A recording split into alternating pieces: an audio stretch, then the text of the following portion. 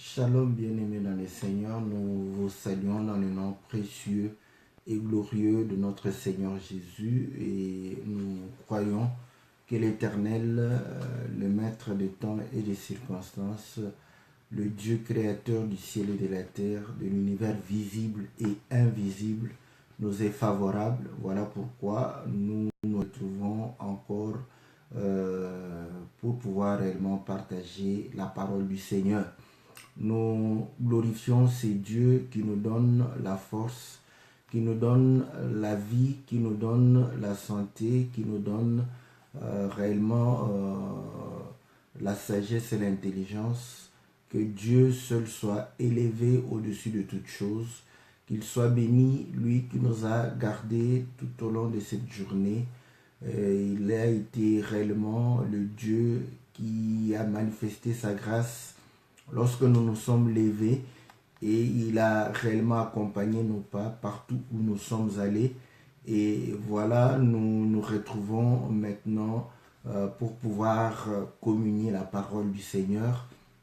Ainsi, nous lui rendons les actions de grâce. Nous lui disons merci pour sa protection, merci pour sa miséricorde. Que Dieu soit loué pour tout ce qu'il a fait, pour tout un chacun de nous. Et comme la Bible le dit, à chaque jour suffit sa peine. Donc pour ceux qui terminent leur journée, que cette parole soit réellement leur partage. Et nous prions aussi pour ceux qui sont encore en train de pouvoir réellement commencer leur journée ou en pleine journée, que le Seigneur puisse les accompagner, les assister en toutes choses. Que le Dieu de miracles puisse réellement vous accorder tout ce dont vous avez besoin. Parce que nous croyons que ceux qui s'attachent aux choses du royaume, Dieu leur accorde réellement ce dont ils ont besoin, les désirs de leur cœur.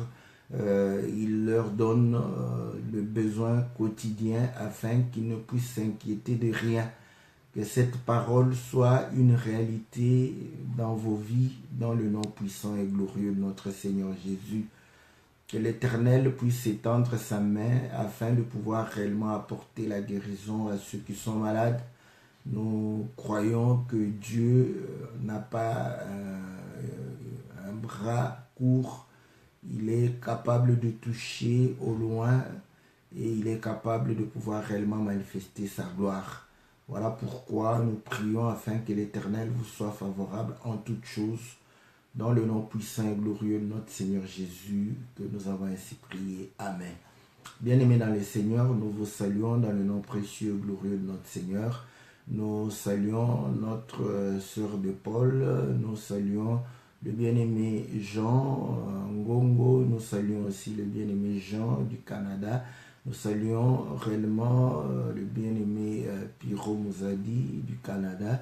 Nous bénissons réellement tous ceux qui, par leur attachement, fidélité à l'œuvre de Dieu, contribuent réellement à pouvoir réellement permettre à la parole du Seigneur d'être réellement propagée, que Dieu se souvienne de vous, que Dieu puisse réellement vous bénir, que l'Éternel puisse accorder réellement toutes ses faveurs à votre égard dans le nom puissant et glorieux de notre Seigneur Jésus. Nous sommes bel et bien dans notre émission Louons l'Éternel. C'est une émission qui partage la parole du Seigneur sur base des cantiques. Donc c'est le cahier des charges de notre émission. Voilà pourquoi nous écoutons un morceau de cantique et après quoi nous allons pouvoir expliquer ce que nous avons pu réellement écouter, parce que le but c'est de pouvoir nous permettre de glorifier le Seigneur, d'adorer Dieu, non pas des lèvres, mais de tout notre cœur. Donc si Israël a loué Dieu de lèvres, parce que son cœur était loin de Dieu, voilà pourquoi nous avons compris que le cœur qui est loin de Dieu, c'est un cœur qui n'a pas la pensée de Dieu. Le cœur qui est attaché à Dieu, c'est un cœur qui est comblé réellement de la pensée de Dieu, qui est comblé de la parole de la vie, qui est comblé réellement de choses spirituelles, car Dieu est esprit. Il désire assez que les vrais adorateurs puissent l'adorer en esprit et en vérité. Donc voilà pourquoi nous aimons réellement analyser les cantiques. Si cela est conforme à la parole du Seigneur, nous glorifions notre Dieu. Si cela ne l'est pas, donc nous exhortons celui qui a chanté à pouvoir corriger de manière à ce que le cantique puisse réellement glorifier Dieu et non le cantique puisse réellement glorifier les hommes. Voilà, bien-aimés dans le Seigneur, c'est lundi. C'est votre serviteur, le pasteur Philippe Mukenge, donc pour l'émission Louons l'Éternel. Donc aujourd'hui, nous allons parler du dévoilement de l'homme. Donc voilà, nous sommes sur notre cantique Je suis dans la joie. Donc il y a des paragraphes ou des couplets que nous n'avions pas pu aborder compte tenu du fait que on a analysé les autres paragraphes. Et ainsi aujourd'hui, nous avons voulu analyser ce paragraphe, ces paragraphes qui parlent du dévoilement de l'homme. Donc voilà, bien-aimés dans le Seigneur, comme vous le savez, sans plus tarder, nous allons mettre la partie du cantique qui nous intéresse et après quoi nous allons revenir dans notre studio virtuel pour pouvoir réellement partager la parole du Seigneur avec la grâce du Seigneur. Et nous croyons que Dieu ne manquera pas de nous être favorable parce qu'il est le Dieu qui bénit son peuple au travers sa parole. Que Dieu nous soit favorable, écoutons le cantique et après quoi nous allons revenir dans notre studio virtuel. Que Dieu vous bénisse. La chute d'Israël.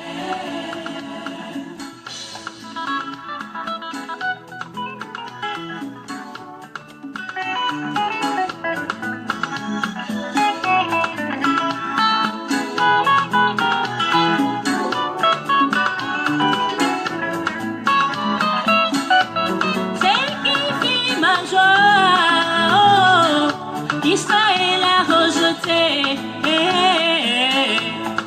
la pierre de l'homme, c'est ce que fait ma joie, c'est qui fait ma joie.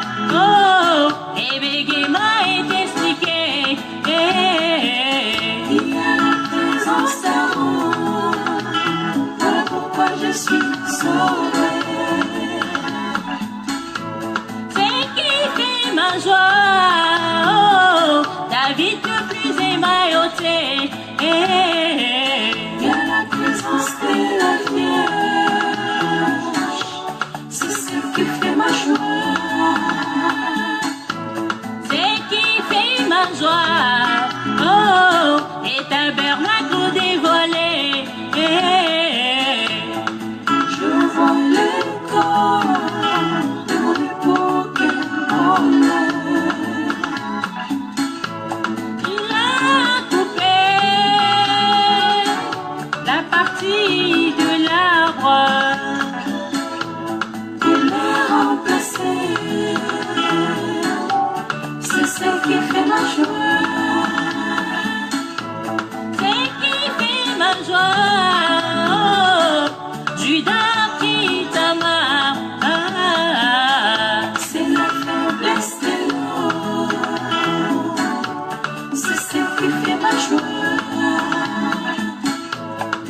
Je suis dans la joie, je suis dans la joie, je suis dans la joie, cœur est rempli de joie, ce qui a fait ma joie, la chute d'Israël, la chute d'Israël. Moi je suis dans la joie, je suis dans la joie, je suis dans la joie, je suis dans la joie, je suis dans la joie, ce qui a fait ma joie. Merci bien-aimés, nous venons de pouvoir suivre réellement le cantique « Je suis dans la joie » et je suis dans la joie parce que le Bégema est expliqué il y a la présence d'Aaron. C'est pour cette raison que je suis sauvé. Je suis dans la joie parce que le Fils n'est plus emmailloté. Il y a la présence de la Vierge. Je suis dans la joie parce que le tabernacle est dévoilé. Je vois le corps de l'homme, le corps de mon époux. Je suis dans la joie parce que Judas a pris Tamar et cela, c'est la faiblesse de l'homme. Donc voilà les morceaux que nous avons entendus. Donc je suis dans la joie parce que ils ont rejeté la pierre angulaire et nous avons expliqué que la pierre angulaire parlait réellement de la parole de Christ, de la parole expliquée, de la parole révélée, de telle sorte que lorsque Pierre a donné la réponse au Seigneur, le Seigneur lui a dit ce n'est ni la chair ni le sang qui t'ont révélé, mais c'est mon Père. Nous avons compris pourquoi il a dit Simon, fils de Jonas, tu es heureux. Et il va appeler Simon Pierre parce que ce qu'il avait dit, c'était réellement une parole qui ouvre les cieux. C'était la porte des cieux. Voilà pourquoi il va pouvoir le dire que sur cette pierre, je bâtirai mon église. Le Seigneur bâtit l'église sur la parole de la révélation. Donc vous allez comprendre qu'aujourd'hui, lorsqu'on rejette la parole de la révélation, on est en train de rejeter la pierre angulaire. Et la Bible dit que ceux qui bâtissaient ont rejeté cette pierre. Pourquoi ils bâtissaient quoi? Ils bâtissaient la maison de Dieu, l'œuvre de Dieu. Mais ils ont rejeté réellement la parole de notre Dieu afin de pouvoir réellement se faire eux-mêmes leur propre projet. Et c'est ainsi que Dieu ne se retrouve plus dans ce qu'ils font. Donc, comprenez que ce qui a été, c'est ce qui sera, c'est ce qui est. Donc, voilà, aujourd'hui, nous avons tous réellement cette volonté de pouvoir hériter le royaume, avoir la vie éternelle. Cette pensée est noble. Et ceux qui étaient à Babylone, dans la plaine de Shinéar, avaient reçu aussi cette inspiration de pouvoir réellement construire une tour pour pouvoir aller au ciel. Mais ils sont allés en dehors de la parole parce que la parole disait remplissez la terre, multipliez-vous. Donc vous allez comprendre qu'ils ont mis la parole à côté. Ils ont voulu aller au ciel. C'est que le Seigneur a recommandé que l'homme puisse remplir réellement la terre. Donc nous avons vu, au lieu de pouvoir bâtir avec la pierre, ils se sont fabriqués des briques et ils ont pu réellement commencer à construire. Et Dieu les a confondus afin que aucun ne puisse réellement atteindre cet objectif. Et chacun est allé avec réellement l'envie de pouvoir aller un jour au ciel. Et voilà pourquoi vous allez comprendre que chaque peuple a pu avoir ses divinités parce qu'ils sont allés avec cette pensée de pouvoir réellement aller au ciel. Donc voilà, nous comprenons que c'est réellement la parole du Seigneur, cette parole qui nous donne l'explication afin de pouvoir nous permettre réellement d'être réellement dans le fondement de notre Dieu. Que le Seigneur vous soit favorable. Donc, nous avons déjà expliqué aussi le bégaiement de Moïse. Donc, vous allez comprendre que Dieu va pouvoir réellement envoyer Moïse en Israël, en Égypte, pour libérer le peuple afin de l'amener dans le pays de la promesse. Et lorsque Moïse va pouvoir parler avec Dieu, Moïse dira que j'ai la langue embarrassée. Donc lorsque je parlerai, j'aurai des difficultés de se faire entendre. J'aurai des difficultés afin que le peuple puisse me comprendre. Et c'est comme ça que Dieu va lui dire qu'il y a ton frère Aaron qui est réellement disposé et il sera une bouche pour toi et tu tiendras pour lui la place de Dieu. Donc nous comprenons que Dieu qui est invisible, Dieu que nous ne voyons pas, nous allons pouvoir réellement voir Dieu au travers ce que Dieu a créé, car le livre de Romains au chapitre 1 verset 20 dit que Dieu a mis dans la création, n'est-ce pas, ses perfections invisibles, et sa divinité a été cachée dans la création. Donc nous comprenons que lorsque nous voulons comprendre Dieu, nous devons réellement saisir sa divinité au travers de ce que Dieu crée. Ainsi le Seigneur, lorsqu'il va parler à Nicodème, il dira, si vous ne comprenez pas les choses terrestres, comment comprendrez-vous les célestes? Donc vous allez comprendre que Dieu a fait les terrestres pour pouvoir parler des célestes. Ainsi, il a permis à Moïse de créer un tabernacle terrestre selon le modèle qu'il a vu du ciel. Donc nous comprenons que si nous voulons comprendre la demeure de Dieu, nous n'avons qu'à pouvoir réellement observer ce que Moïse a fait. Voilà pourquoi dans le livre de 2 Corinthiens, je crois au chapitre 10, lorsque Paul est en train de pouvoir dire qu'un homme est allé, n'est-ce pas, au 3e ciel. Donc vous voyez, donc il est allé au ciel. Or le ciel est la demeure de Dieu. Le ciel est le trône de Dieu. Donc nous comprenons que le ciel, c'est la demeure de Dieu. Mais comment comprendre que réellement il y a le premier, le deuxième et le 3e ciel? C'est lorsque nous voyons cette demeure du ciel qui a été manifestée sur la terre par Moïse. Et ainsi, la demeure de Dieu, le tabernacle, sera divisée en 3 parties. Nous avons le parvis, nous avons le lieu saint et le lieu très saint. Donc nous comprenons que lorsque Paul est en train de dire que l'homme est arrivé dans le 3e ciel, il s'est posé la question de savoir si c'était dans son corps ou hors de son corps. Et nous nous sommes dit, mais pourquoi il se pose cette question? Il se pose cette question parce qu'il s'est dit que dans cet endroit-là, le corps n'a pas réellement accès. Mais il s'est dit que je n'étais pas mort. Quand l'homme meurt, il quitte son corps. Mais il s'est dit, je ne suis pas mort. Si je ne suis pas mort, c'est que je suis encore dans mon corps. Mais comment je me retrouve ici? Bon, il s'est dit, est-ce que je suis ici avec mon corps ou pas? Donc, vous allez comprendre que ce qui est céleste, ce qui est invisible, nous pouvons le comprendre par ce qui est visible, ce qui est réellement matériel, ce qui est terrestre, afin de pouvoir saisir réellement ce que Dieu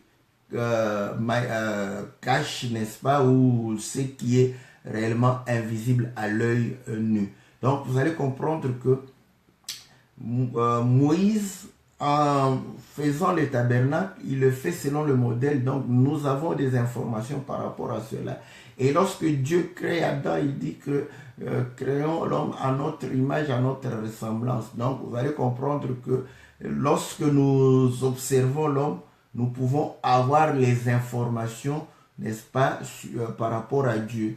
Pour preuve, au commencement, Dieu était seul. Donc voilà, il a pu réellement manifester la création. Donc nous comprenons pourquoi lui-même va dire qu'il n'est pas bon que l'homme soit seul. Donc il faudrait qu'il y ait réellement des êtres qui lui soient semblables. Voilà pourquoi il dit, je lui créerai une aile semblable. Donc nous comprenons que c'est que Dieu est en train de pouvoir réellement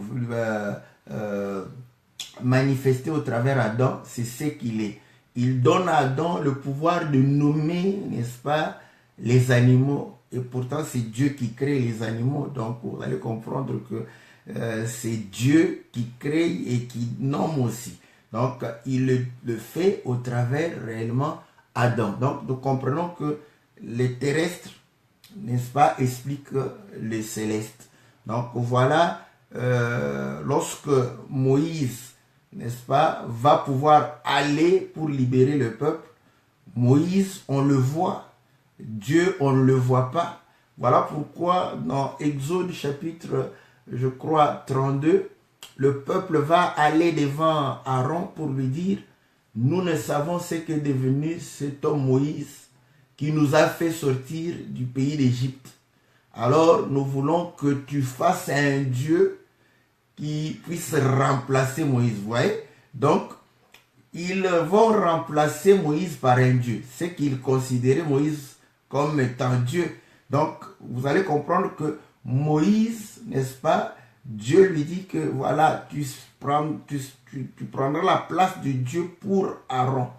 Donc, Aaron sera ta bouche. Donc, nous comprenons par là que quand Dieu s'adresse directement au peuple, le peuple ne pourra pas comprendre. Pour preuve, lorsque Moïse parlait au travers Aaron, ils ont refusé, ils ont dit que bon, peut-être que tu es un homme, ce que tu es en train de pouvoir dire vient de toi. Nous voulons écouter Dieu nous-mêmes. Et Dieu va leur donner rendez-vous. Vous savez ce qui est arrivé quand nous lisons Exode chapitre 19, Exode chapitre 20. Lorsque Dieu est descendu, personne n'a su supporter les paroles de Dieu. Et Hébreu nous dit que tellement qu'il y avait le froid, tellement que les hommes avaient peur, ils ont dit qu'on ne leur adresse pas une parole de plus.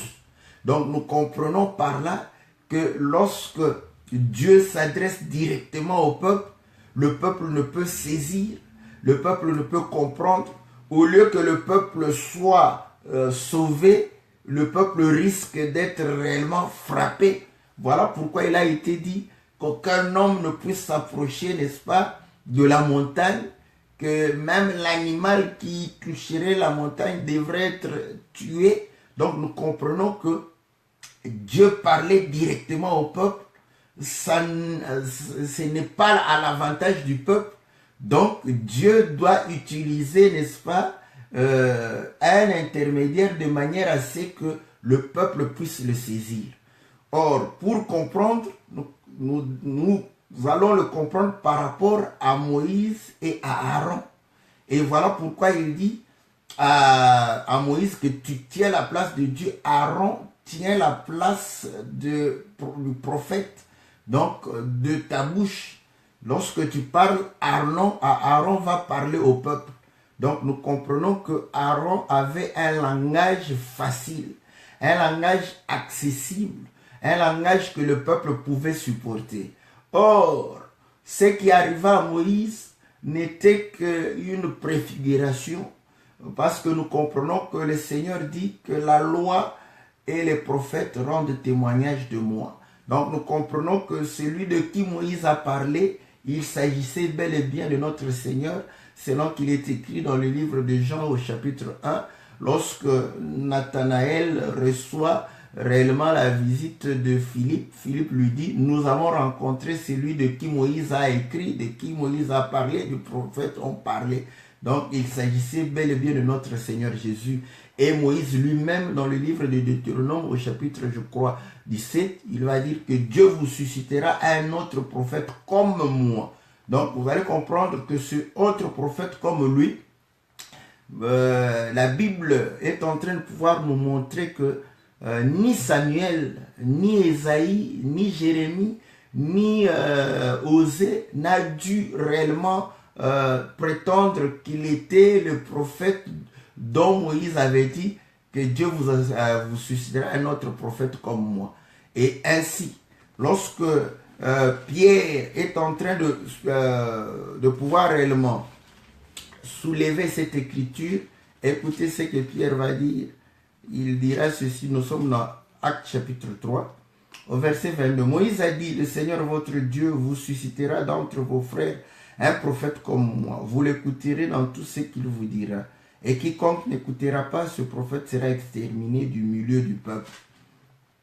Tous les prophètes qui ont successivement parlé depuis Samuel ont annoncé ces jours-là. Donc, vous voyez, donc, depuis Samuel, vous allez comprendre que c'est de pouvoir réellement, tout le monde a prophétisé pour démontrer qu'il y aura un temps où Dieu va accomplir la parole de Moïse, de pouvoir susciter un prophète comme Moïse. Et écoutez, lorsque le Seigneur naît, les fils mâles mourront comme au temps de Moïse. Et Moïse est né pendant la servitude, mais Moïse n'a pas connu la servitude. Et le Seigneur a porté la condition humaine et il n'a pas péché parce qu'il dit que celui qui pêche est esclave. Donc nous comprenons pourquoi il est né d'une femme, mais il ne va pas réellement connaître la servitude.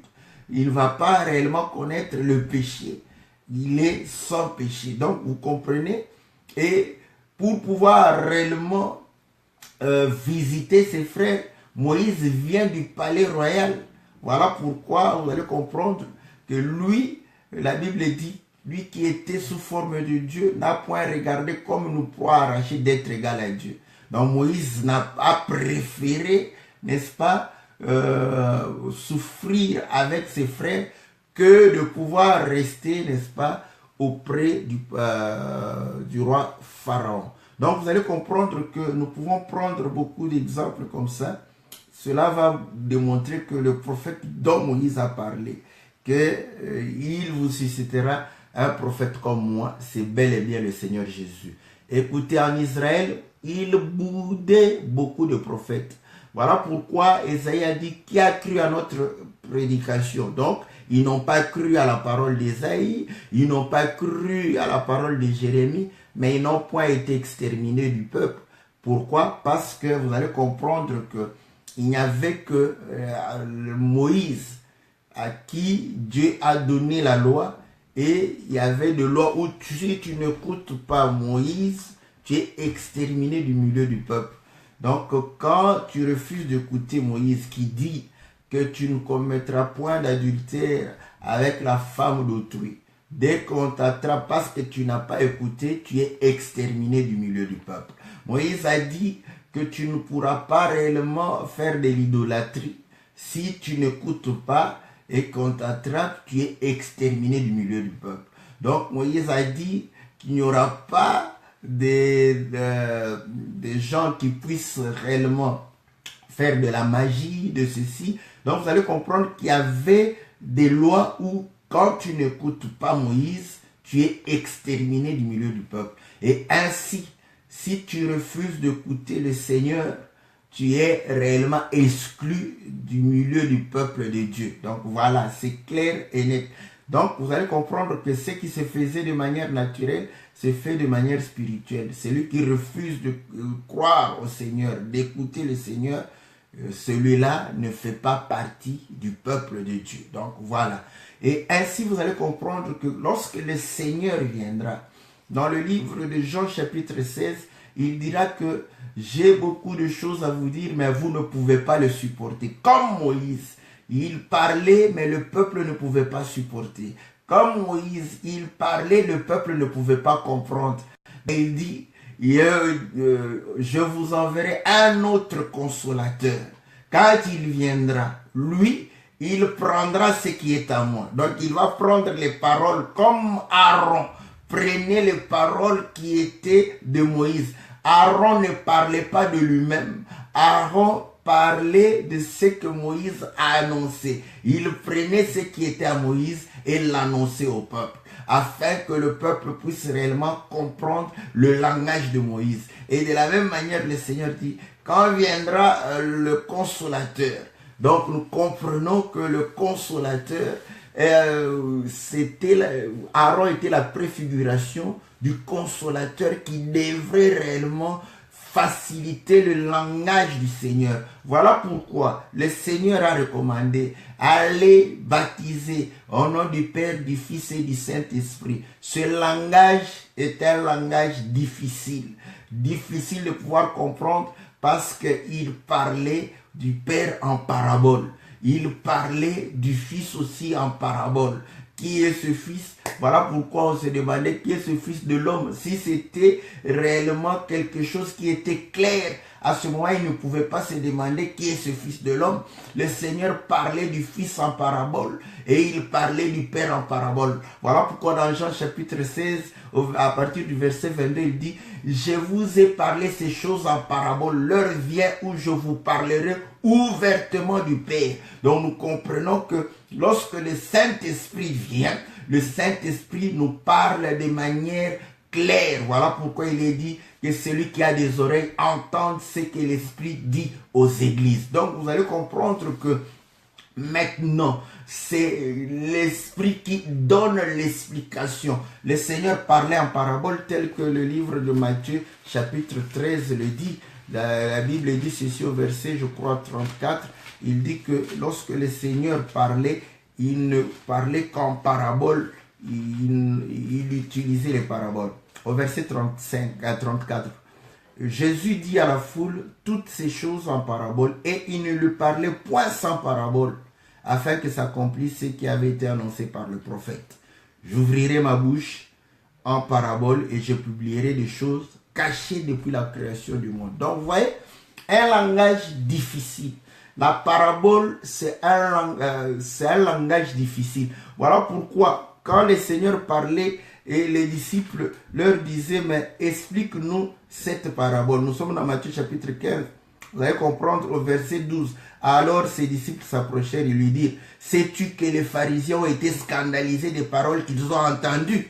Il répondit, toute plante qui n'a pas été plantée mon Père Céleste, que n'a pas planté mon Père Céleste, sera déracinée. Laissez-les, ce sont des aveugles qui conduisent des aveugles. Si un aveugle conduit un aveugle, ils tomberont tous deux dans une fosse. Pierre, prenant la parole, lui dit, explique-nous cette parabole. Vous voyez? Donc, lorsque le Seigneur parle en parabole, c'est difficile de saisir. C'est un langage difficile. C'est une langue embarrassée. Difficile, ce sont des tonnerres, voilà pourquoi lorsque le Seigneur est descendu au mont Sinaï, ils ont entendu des tonnerres. Écoutez, quand il y a des tonnerres, c'est que l'ange parle, Dieu parle, parce qu'il envoie son ange pour pouvoir parler. Vous allez comprendre que le jour où le Seigneur a demandé, il a dit, Père, glorifie-moi de la gloire que j'avais auprès de toi-même. Écoutez ce que la parole dit dans Jean chapitre 12. Au verset 28, Père, glorifie ton nom, et une voix vint du ciel, je l'ai glorifié et je le glorifierai. Vous voyez?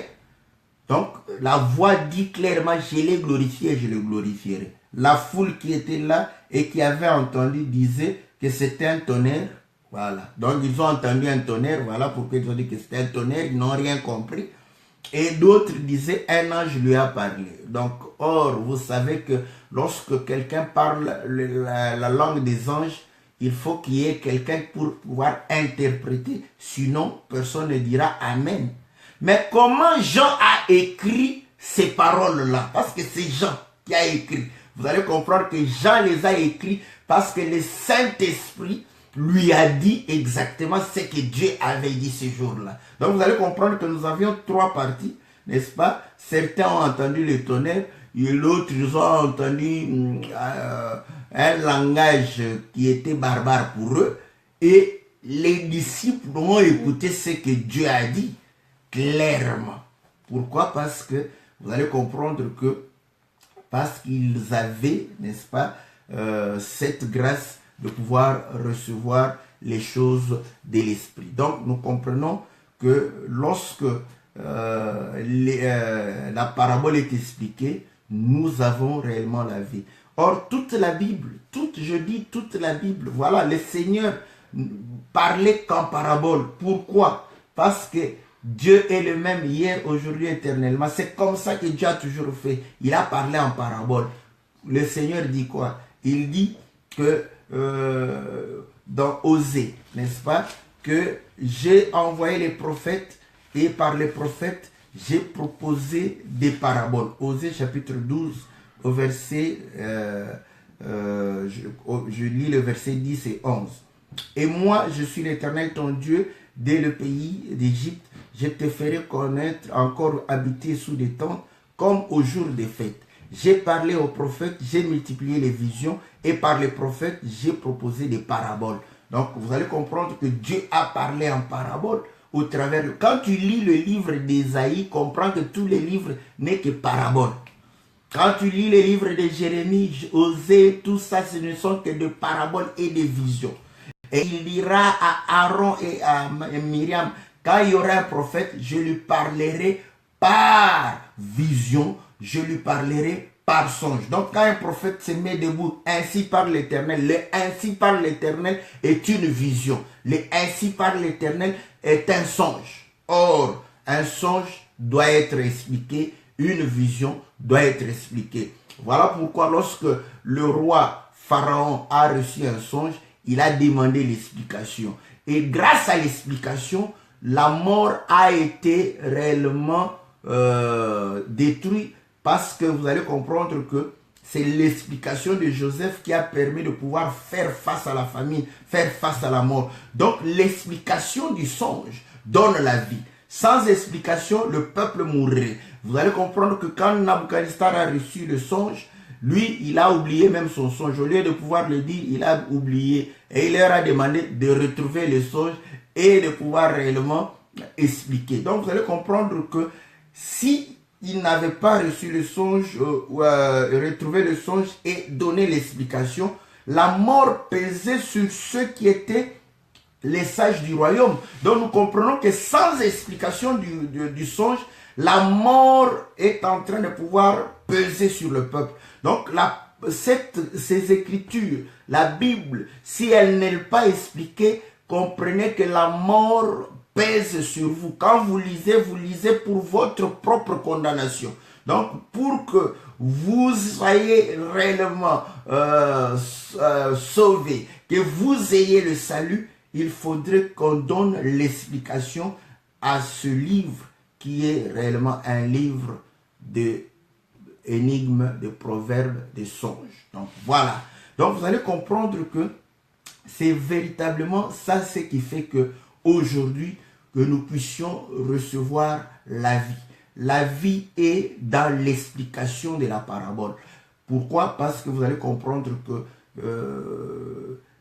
la vie est cachée, n'est-ce pas, dans les Écritures. Donc voilà ce qu'on avait dit autrefois, n'est-ce pas, par rapport au bégaiement, n'est-ce pas, de Moïse.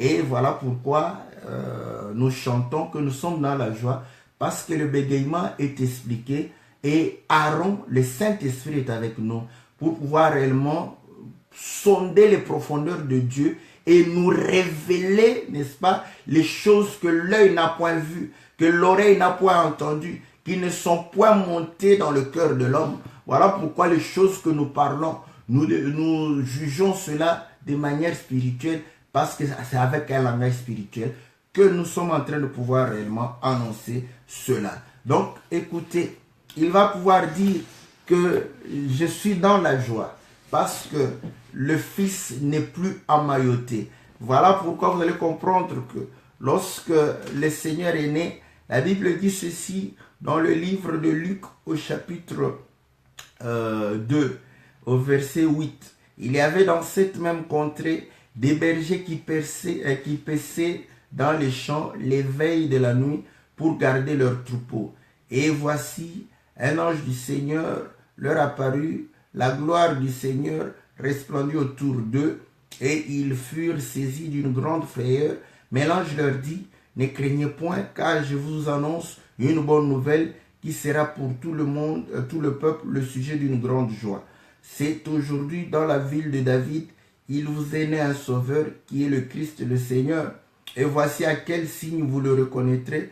Vous trouverez un enfant emmailloté et couché dans une crèche. Donc, quand ils vont aller, ils vont reconnaître le Seigneur, mais le Seigneur sera emmailloté. Donc, vous allez comprendre que le Seigneur a été emmailloté, le Seigneur a été caché. Voilà pourquoi Israël, n'est-ce pas, va recevoir le Messie, mais Israël ne pourra pas reconnaître ce Messie. Pour quelle raison?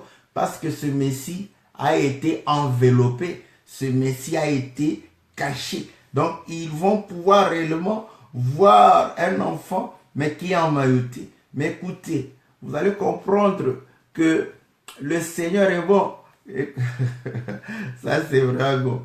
Écoutez, quand le Seigneur ressuscite d'entre les morts, c'est qu'on a enveloppé pour eux par rapport, n'est-ce pas, au linceul. Ah, ça, j'aime. Je vais lire bon, je prends toujours, je vais prendre Matthieu, n'est-ce pas, euh, au chapitre, voilà, chapitre 28, la résurrection de notre Seigneur, voilà.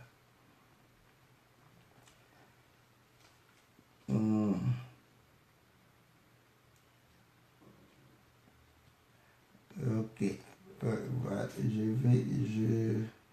ici, je ne sais pas si je... Bon, lisons, tout ce que je veux. Vous allez voir que ce qui avait servi de pouvoir enrouler le Seigneur, n'est-ce pas, a été enlevé. Donc, je commence, si je ne trouve pas ici, je vais prendre Luc et même Jean. Verset 1. Après le sabbat, à l'aube du premier jour de la semaine, Marie de Magdala, l'autre Marie, allèrent voir les sépulcres. Et voici, il y eut un grand tremblement de terre, car un ange du Seigneur, descendu du ciel, vint rouler la pierre et s'assit dessus. Son aspect était comme l'éclair, et son vêtement était blanc comme la neige. Les gardes tremblèrent de peur et devinrent comme morts. Mais l'ange prit la parole et dit aux femmes, pour vous, ne craignez pas, car je sais que vous cherchez Jésus qui a été crucifié. Il n'est pas ici. Il est ressuscité comme il avait dit.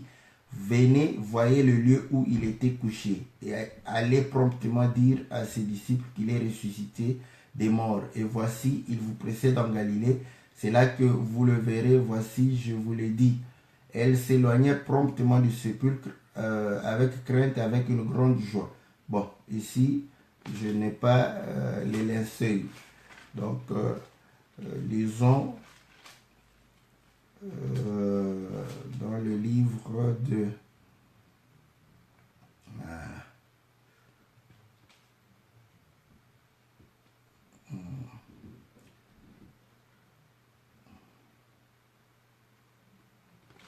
je crois que c'est dans le livre de Jean. Je vais visiter Jean directement.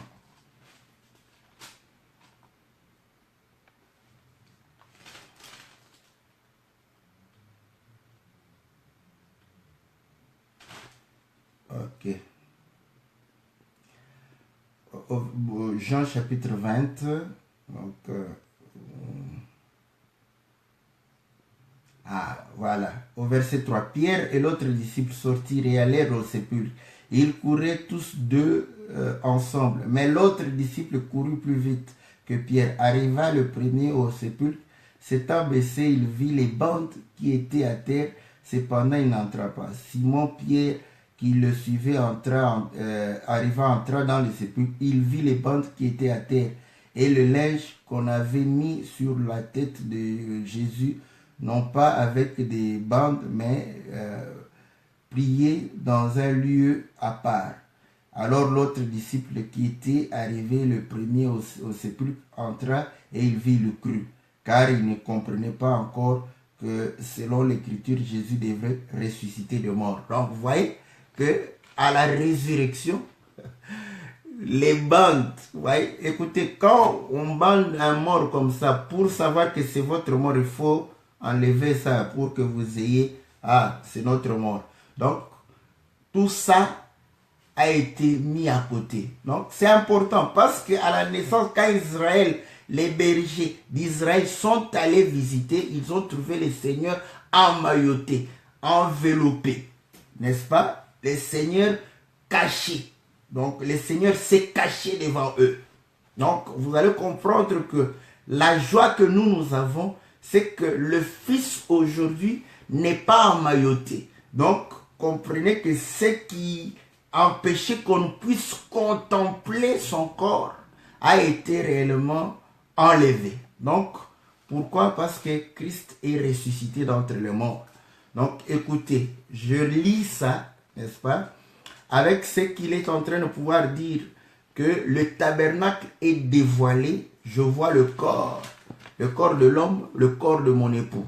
Voilà. Donc, écoutez, lorsque le Seigneur va pouvoir expirer à la croix, dans Matthieu chapitre 27, la Bible dit ceci, au verset 50, Jésus poussa de nouveau un grand cri et rendit l'esprit, et voici le voile du temple se déchira en deux depuis le haut jusqu'en bas, et la terre trembla, les rochers se fondirent, les sépulcres s'ouvrirent, et plusieurs corps des saints qui étaient morts ressuscitèrent.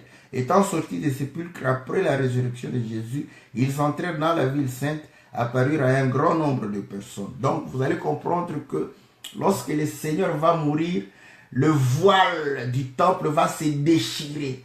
Or, écoutez, qu'est-ce que servait le voile? Le voile servait à pouvoir, parce qu'il y avait deux voiles. Le voile de l'entrée empêchait à ce que le peuple ne puisse réellement voir ce qui est à l'intérieur. Et il y avait un second voile qui séparait le lieu saint d'avec le lieu très saint. C'est ce qui est plus important, n'est-ce pas? Et c'est ce voile-là aussi qui a été déchiré. Pourquoi? Parce que vous allez comprendre que la Bible dit dans le livre d'Hébreux au chapitre 9, je crois. Hébreux chapitre 9, la Bible dit ceci. Lorsqu'il fait la description, n'est-ce pas, du tabernacle, je commence au verset 1. La première alliance avait aussi des ordonnances relatives au culte et le sanctuaire terrestre. Un tabernacle fut en effet construit. Dans la partie antérieure appelée le lieu saint étaient le chandelier, la table, les pains de proposition. Derrière le second voile se trouvait la partie du tabernacle appelée le Saint des Saints, renfermant l'autel d'or pour le parfum et l'arche de l'alliance entièrement recouverte. Il y avait dans l'arche un vase d'or contenant de la manne, la verge d'Aaron qui avait fleuri et les tables de l'alliance. Au-dessus de l'arche étaient les chérubins de la gloire couvrant de leur ombre le propitiatoire. Ce n'est pas le moment de parler en détail là-dessus. Voilà, Dieu nous fait grâce que quand nous en avons l'occasion, nous parlons en détail là-dessus, n'est-ce pas? Donc, vous allez comprendre. Or, ces choses étaient ainsi disposées. Les sacrificateurs qui font le service entrent en tout temps dans la première partie du tabernacle et dans la seconde, le souverain sacrificateur seul entre une fois par an et non sans y apporter du sang, mais qu'il offre pour lui-même et pour le péché du peuple. Le Saint-Esprit montrait par là que le chemin du lieu très saint n'était pas encore ouvert, tant que le premier tabernacle subsistait. Vous voyez? Donc, le chemin du lieu très saint n'était pas encore ouvert. Qui a ouvert ça? C'est le Seigneur Jésus au travers de l'œuvre de la croix. Et qu'est-ce qui s'est caché là-bas? C'était l'arche, n'est-ce pas? L'arche était là-bas. Écoutez, mais vous allez comprendre que dans Hébreux chapitre 10 au verset 19, ainsi frères, puisque nous avons au moyen du sang de Jésus une libre entrée dans le sanctuaire par la route nouvelle et vivante qu'il a inaugurée pour nous au travers du voile, c'est-à-dire de sa chair. Donc vous voyez, quand le voile s'est déchiré, c'était l'ouverture pour que nous puissions entrer dans le lieu très saint. Et qu'est-ce qui s'est retrouvé dans le lieu très saint? Nous voyons qu'il y avait l'arche, n'est-ce pas, de l'alliance qui s'est retrouvée là-bas. Or, l'arche de l'alliance, c'était quoi? Lisons le prophète, n'est-ce pas, Samuel, le livre de 1 Samuel. Lisons dans le livre de 1 Samuel au chapitre 4. La Bible nous dit ceci. 1 Samuel chapitre 4. Au verset... je commence au verset 20. Comme elle allait mourir, les femmes qui étaient auprès d'elle lui dirent, ne crains point, car tu as enfanté un fils. Mais elle ne répondit pas et n'y fit pas attention. Elle appela l'enfant Ichabod en disant, la gloire est bannie d'Israël. C'était à cause de l'arche, de la prise de l'arche de Dieu, à cause de son beau-père et de son mari. Elle dit, la gloire est bannie d'Israël, car l'arche de Dieu est prise. Donc vous voyez que l'arche de Dieu, c'était la gloire. Écoutez maintenant. Vous allez comprendre que l'arche était dans le lieu très saint. Le voile séparait le lieu très saint avec le lieu saint. Pour quelle raison? Nombre chapitre 3, je crois, va nous donner, n'est-ce pas, la raison de cette séparation. Nombre chapitre 3. Je commence au verset... voilà. Je crois c'est Nombre chapitre 4. Nombre chapitre 4, voilà. Je commence au verset 4. Voici les fonctions des fils de Kehat dans la tente d'assignation. Elles concernent le lieu très saint. Donc les fils de Kehat, leur fonction c'était les choses du lieu très saint. Au départ du camp, Aaron et ses fils viendront démonter le voile et ils en couvriront l'arche du témoignage. Ils mettront dessus une couverture de peau de dauphin. Ils étendront par-dessus un drap entièrement d'étoffe bleue. Puis ils placeront les barres de l'arche. Ils étendront un drap bleu sur la table de pain de proposition. Ils mettront dessus des plats de coupe, tout ça. Au verset 17.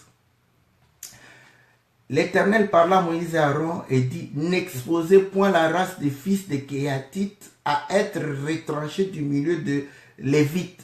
Faites ceci pour eux, afin qu'ils vivent et qu'ils ne meurent point. Et quand ils s'approcheront du lieu très saint, Aaron et ses fils viendront et ils placeront chacun d'eux à son service et à sa charge. Ils n'entreront point pour voir envelopper les choses saintes de peur qu'ils ne meurent. Donc voilà. Vous allez comprendre que Dieu a refusé ceux qui étaient chargés de transporter les choses saintes, les choses qui concernaient le lieu très saint. Il a dit qu'ils ne voyaient point, parce que s'ils voient, ils mourront. Or, vous allez comprendre que l'arche, c'était la gloire même. C'était la gloire de Dieu. C'était Dieu lui-même. Parce que si nous revenons dans 1 Samuel chapitre 4, vous allez comprendre que lorsque Israël a amené l'arche dans le combat, les Philistins ont dit que l'Éternel est au milieu d'eux. Nous allons réellement perdre ce combat. Malheureusement pour eux, parce qu'ils s'étaient détournés de la voie de l'Éternel, l'Éternel voulait qu'ils puissent perdre ce combat. Et quand ils se sont encouragés, ils ont pu battre les enfants d'Israël et prendre l'arche. Mais écoutez, quand l'arche est allée chez les Philistins, ils ont pris l'arche parce qu'ils savaient que c'est le Dieu des Israélites. Ils ont amené l'arche dans le temple de Dacon. Écoutez, le premier jour, ils ont trouvé Dacon par terre devant l'arche. Et le troisième jour, la même chose, le troisième jour, la tête sera réellement coupée. Tout ça pour que nous puissions comprendre que devant l'Éternel, tout genou doit fléchir. Vous allez comprendre que l'arche, c'était Dieu lui-même. Écoutez, vous voyez, il refuse. Et écoutez, l'arche, c'est la gloire. Et Moïse va dire, ô Éternel, si j'ai trouvé grâce, que je puisse réellement voir ta face. N'est-ce pas? Nous sommes dans le livre de Nombre chapitre 33. Au verset 15, Moïse lui dit, si tu ne marches pas toi-même avec nous, nous ne ferons point, ne nous fais point partir d'ici. Comment sera-t-il donc certain que j'ai trouvé grâce à tes yeux, moi et ton peuple? Ne serait-ce pas quand tu marcheras avec nous et quand nous serons distingués, moi et ton peuple, de tous les peuples qui sont sur la face de l'Éternel? L'Éternel dit à Moïse, je ferai ce que tu me demandes, car tu as trouvé grâce à mes yeux et je te connais par ton nom. Moïse dit, fais-moi voir ta gloire. Alléluia. Fais-moi voir ta gloire. Écoutez, l'Éternel répondit, je ferai passer devant toi toute ma bonté et je proclamerai devant toi le nom de l'Éternel. J'ai fait grâce à qui je fais grâce et miséricorde à qui je fais miséricorde. L'Éternel dit, tu ne pourras pas voir ma face car l'homme ne peut me voir et vivre. Alléluia. Alléluia. Vous voyez? Donc, le voile était pour empêcher que l'homme ne puisse voir Dieu. Parce que celui qui voit Dieu doit mourir. Est-ce que vous comprenez? Donc maintenant, écoutez.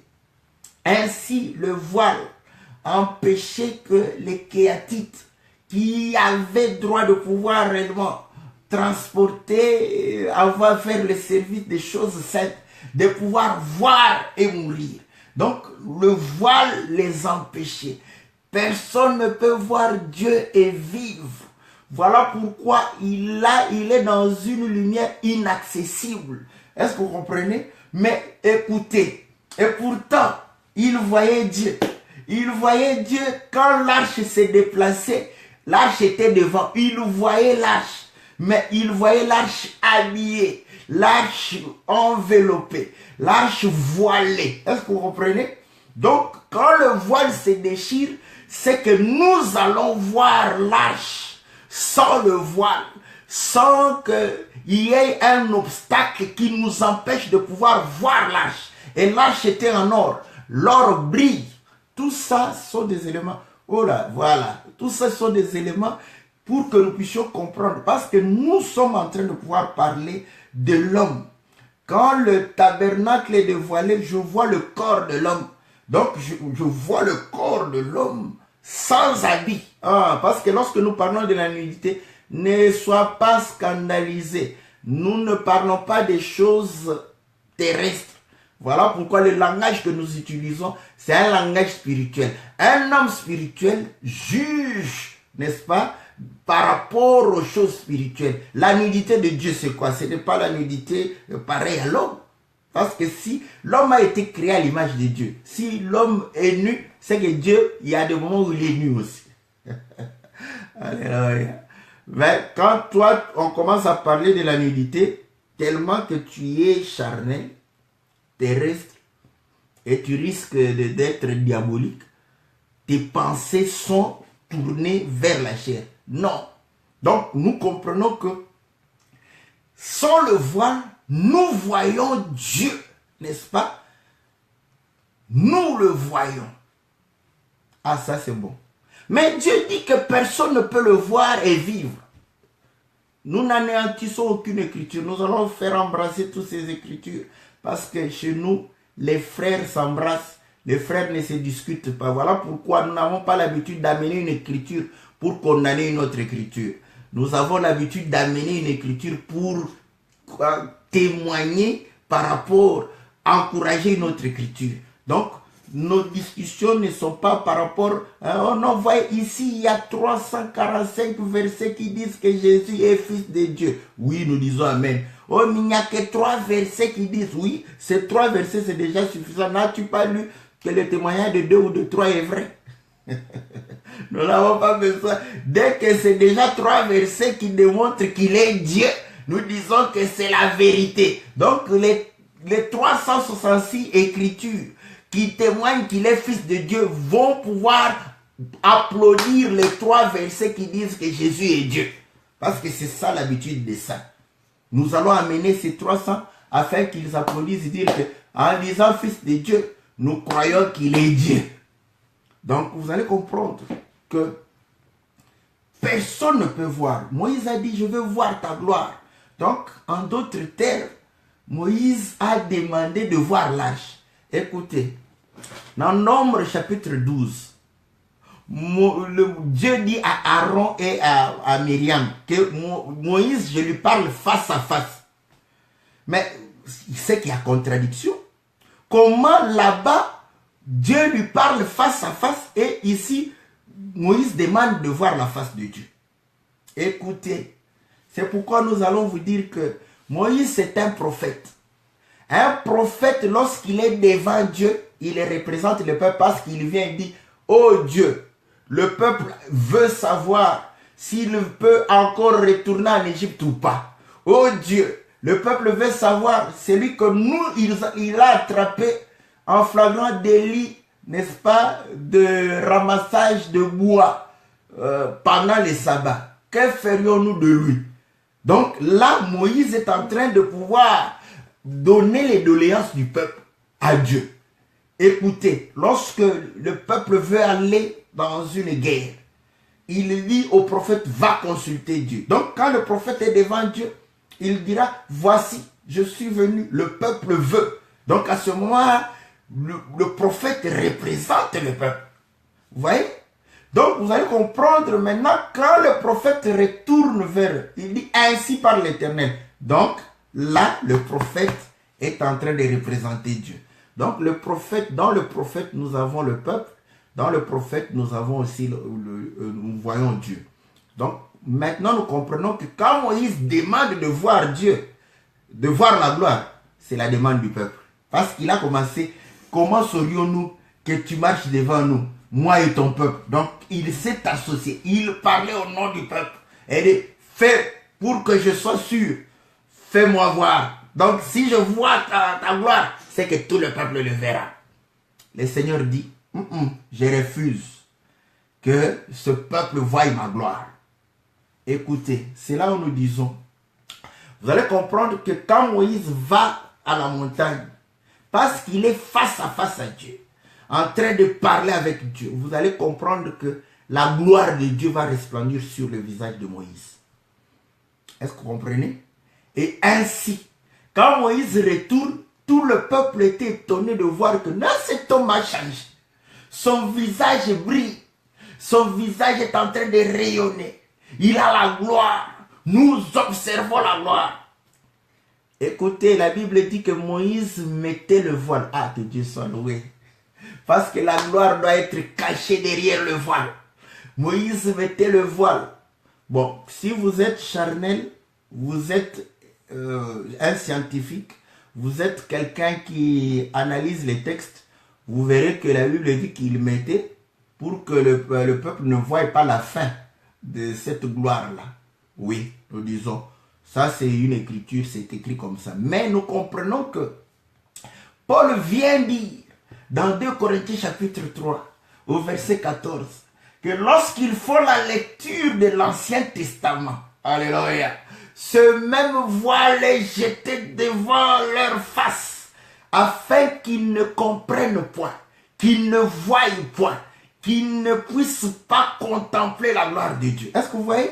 C'est avec Paul que nous comprenons que le voile empêchait de pouvoir contempler la gloire. Or, la gloire, c'est la lumière, c'est ce qui brille. Écoutez, nous prenons les choses, je prends l'âge, parce que si je prends l'homme, tu vas commencer à penser à autre chose. Je prends l'âge. Vous allez comprendre que lorsque le voile tombe, qu'est-ce que nous voyons dans le lieu très saint? L'arche. Or, l'arche était en or. Or, l'or brille. Ce qui brille, c'est la lumière. Est-ce que vous voyez? Est-ce que vous comprenez que la lumière, c'est ça même la nudité de Dieu? Ah, voilà. Là, je crois qu'il n'y a pas de scandale. Hein? Voilà. La lumière, c'est la nudité de Dieu. Voilà pourquoi vous allez comprendre que il va pouvoir refuser, n'est-ce pas, de pouvoir se faire connaître à des hommes. Mais il va permettre à ceux qui sont choisis de pouvoir réellement, celui qui a été choisi, de pouvoir contempler. Il a choisi Aaron. Écoutez, voilà pourquoi Aaron avait le droit d'entrer dans la chambre de Dieu et de voir l'arche. Aaron voyait l'arche. Mais écoutez, par Aaron, parce qu'Aaron portait le peuple sur sa poitrine. Est-ce que vous comprenez?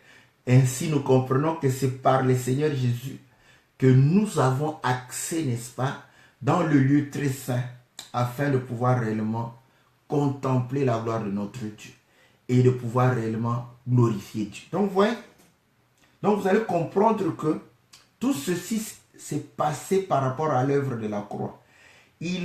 C'est un cri. Le cri que le Seigneur a lancé, c'est pour déchirer le voile.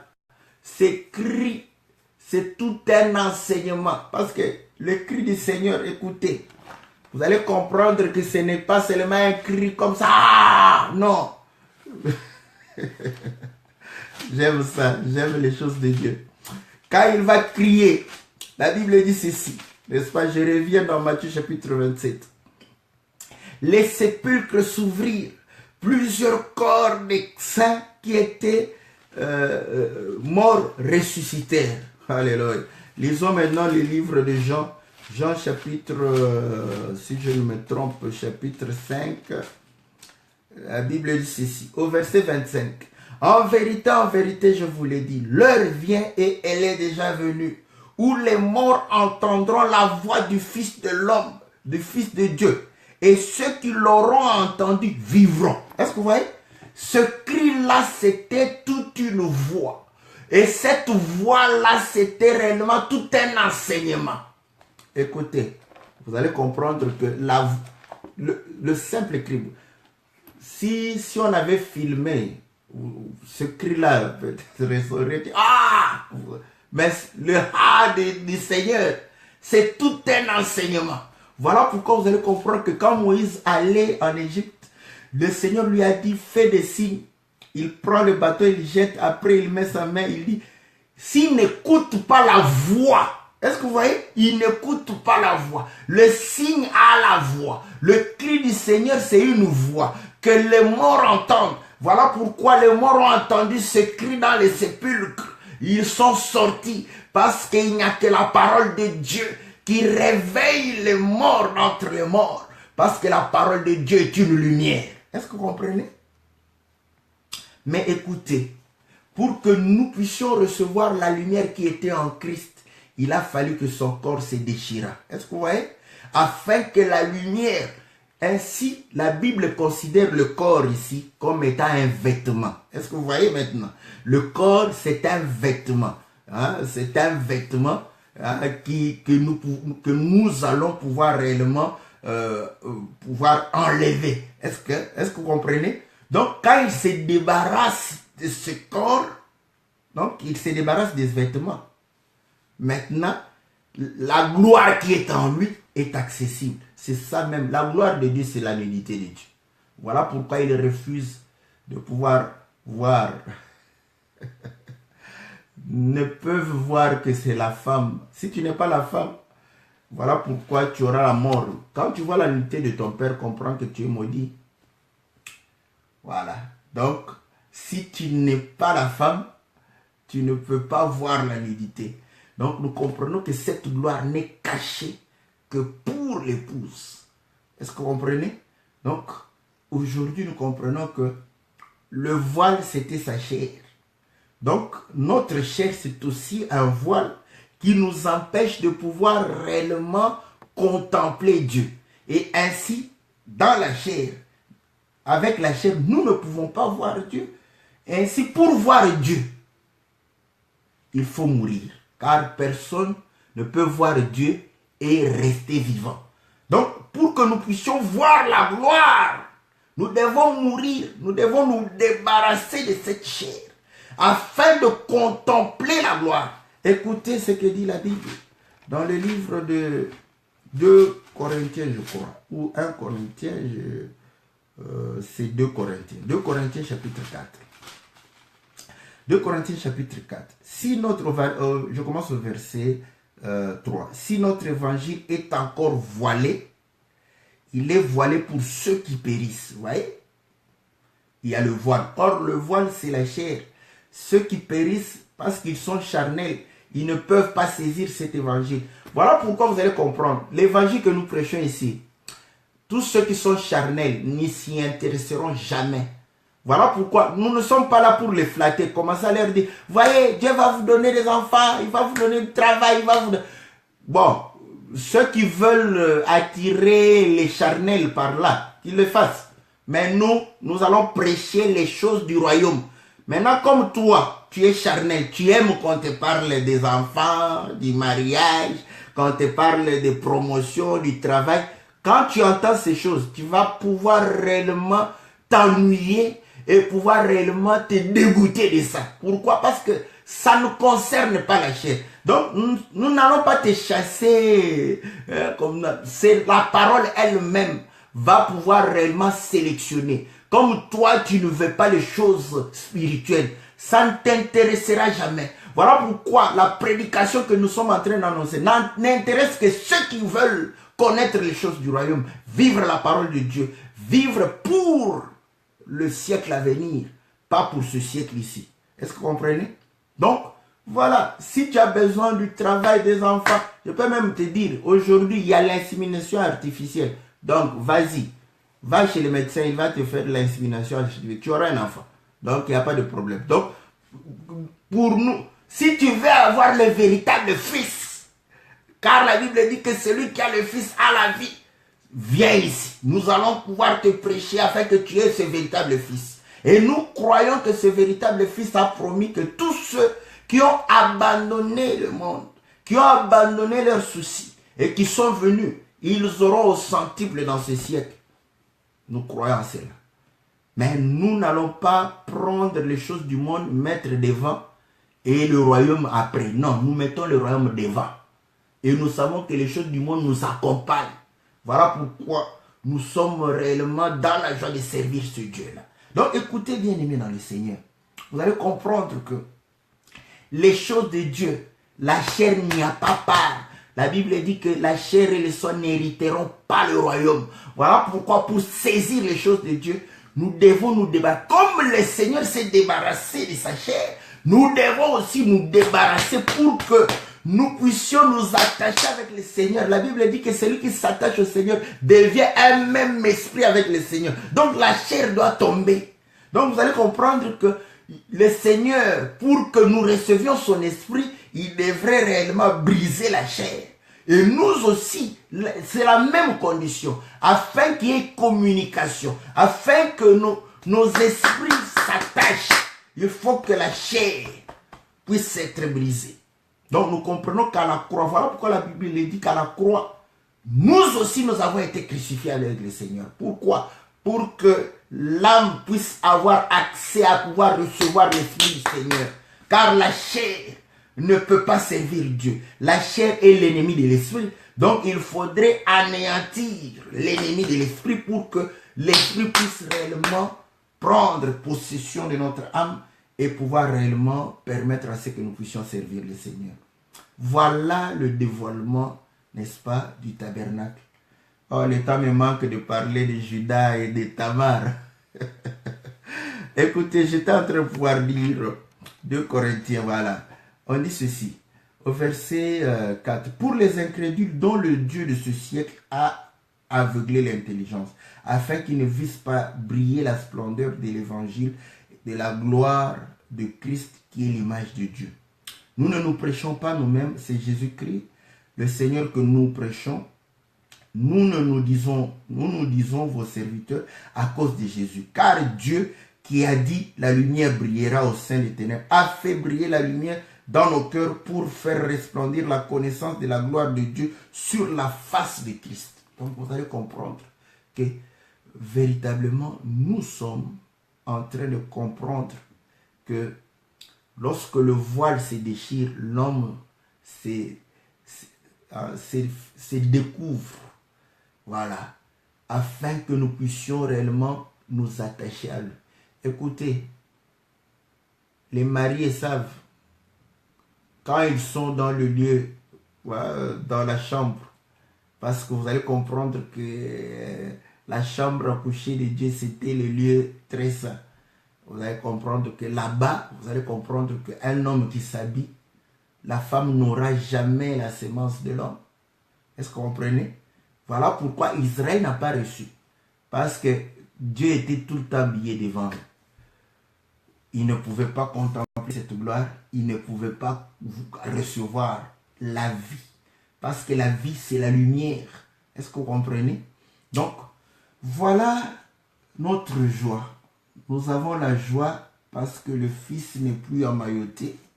Nous avons la joie parce que le voile du temple a été déchiré et que nous avons réellement accès de pouvoir contempler la gloire de Dieu. La gloire de Dieu, c'est sa lumière. Voilà pourquoi la Bible dit qu'au commencement était la parole était avec Dieu. En elle était la vie. Cette vie est la lumière. Vous voyez? La lumière. La lumière de la parole, c'est ça la vie des saints. Si tu n'as pas la lumière de la parole, comprends que Dieu est habillé devant toi. Tu le connais, mais tu le connais habillé. Le problème, c'est ça. Tu connais Dieu habillé. Voilà pourquoi tu ne peux pas dire sur sa cuisse quelle tache il a. Mais nous, comme nous sommes sa femme, nous savons le décrire des pieds jusqu'à la tête. Nous savons comment est réellement sa poitrine. Nous le disons parce que si une femme mariée peut décrire son mari, peut reconnaître son mari par son corps, donc comment nous ne pouvons pas reconnaître le corps de notre Dieu? Nous devons reconnaître. Si tu ne le reconnais pas, comprends que Dieu est habillé. Donc tout le temps habillé, tu le connais habillé. Donc en fait c'est un étranger pour toi. Mais pour nous, notre joie est que le Seigneur s'est dévoilé envers nous. Donc voilà ce que nous avions à pouvoir dire. On voulait aussi aborder un peu Judas et Tamar, n'est-ce pas? Donc j'espère que le Seigneur nous donnera le temps de pouvoir en parler. Donc voilà, comme nous disons dans cet évangile, nous ne pouvons pas épuiser un sujet. Donc voilà pourquoi l'Écriture dit, nous connaissons en partie, nous prophétisons en partie. Ce n'est pas pour dire que je ne connais que Matthieu, Jean, Luc et Marc. Non. Donc nous essayons de parcourir toute la Bible de Genèse à Apocalypse, mais tout un sujet, aucun d'entre nous ne puisera un sujet de la Bible. Même une phrase, aucun d'entre nous ne puisera. Voilà pourquoi nous croyons que la grâce de Dieu est encore. Si nous parlons, Dieu va susciter encore d'autres personnes pour pouvoir prendre ces choses et aller encore en profondeur. Donc voilà, nous mettons un point virgule ici, car nous croyons que nous avons pu aborder les deux. Nous allons essayer de pouvoir parler de Judas et Tamar. Bon là, je vais me permettre de pouvoir aller aussi dans d'autres aspects, parce que c'est beaucoup, comme nous le disons, c'est toute la Bible, n'est-ce pas? Donc je vais l'aborder parce que c'est dans l'Écriture. Je crois que c'est par là que je mettrai un point virgule pour le cantique. Donc, et choisir un autre cantique. Que le Seigneur vous soit favorable. Donc, nous sommes arrivés pratiquement à la fin de notre émission. Donc, nous vous saluons parce que nous croyons que votre accompagnement dans cette émission nous encourage et participe réellement à pouvoir réellement faire prospérer cette œuvre. Donc que le Seigneur vous bénisse parce que vous aimez les choses du royaume, parce que vous ne voulez pas entendre les choses qui plaisent à la chair, mais vous voulez réellement connaître les choses du royaume. Et notre prière est que chacun de nous vive réellement toutes ces choses afin de voir réellement les miracles de Dieu, car le Seigneur a dit que la parole s'accompagne par des miracles, des signes et des prodiges. J'ai toujours dit que prie le Seigneur pour que ces signes se fassent dans ta vie et non dans la vie de quelqu'un d'autre. Donc voilà. Donc parce que c'est une relation personnelle. Donc voilà pourquoi nous voulons que tu vives la main de l'Éternel, la main de notre Seigneur dans ta vie. Que Dieu puisse réellement t'accorder réellement le succès, la prospérité dans tout ce que tu fais, afin que son nom soit glorifié dans le nom puissant et glorieux de notre Seigneur Jésus. Nous saluons tous les bien-aimés, nous saluons le bien-aimé de la Côte d'Ivoire, le bien-aimé Patrick Kouassi, n'est-ce pas? Et par lui, nous profitons pour saluer l'homme de Dieu, le pasteur Jojo Senga, qui est avec eux et qui, par la grâce de Dieu, va nous rejoindre le jeudi. Donc, Dieu puisse réellement le bénir et bénir le travail qu'il a fait là-bas. Nous saluons, n'est-ce pas, le bien-aimé Jean Didier de Paris, la sœur Rachumbala, n'est-ce pas, de Bruxelles. Nous saluons aussi notre bien-aimé, l'homme de Dieu, Jean-Michel Bolima d'Israël. Nous saluons l'homme de Dieu, Jean-Félix Le Vieillard, que le Seigneur te bénisse.